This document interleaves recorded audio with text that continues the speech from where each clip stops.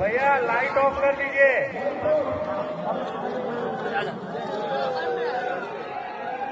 बोलो बोलो बजरंग बली की।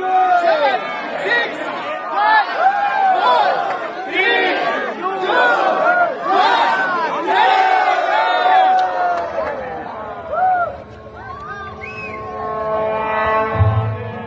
సర్వ మానవాళికి రక్షకుడు, మనకు కొండంత అండగా నిలిచేవాడు, మనసులో తలచిన వెంటనే గుండెల నిండా ధైర్యాన్ని నింపగలిగే మహాయోధుడు, అభయహస్తంతో ఎల్లవేళలా మనల్ని కాపాడే ఆ పవనపుత్రుడి ఇప్పుడు మనసారా స్తుతించుకుంటూ శ్రీ పంచముఖ ఆంజనేయ స్వామిగా అవతారమెత్తిన కథ దృశ్య రూపంలో తిలకిద్దాం రండి.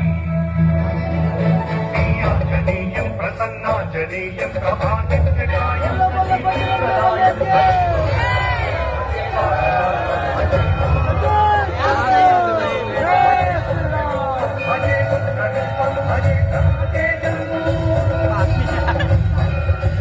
అది రామాయణ మహాయుద్ధం.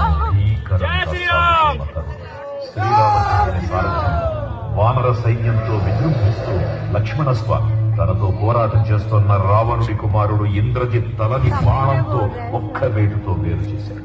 ఇంద్రజిత్ మరణ వార్త విన్న రావణుడు ఆవేశంతో ఊగిపోయాడు. ప్రతీకారం కోసం పాతాళ లోకాధిపతి తన సోదరుడు అయినటువంటి మహిరావణుడి సహకారం కోరాడు.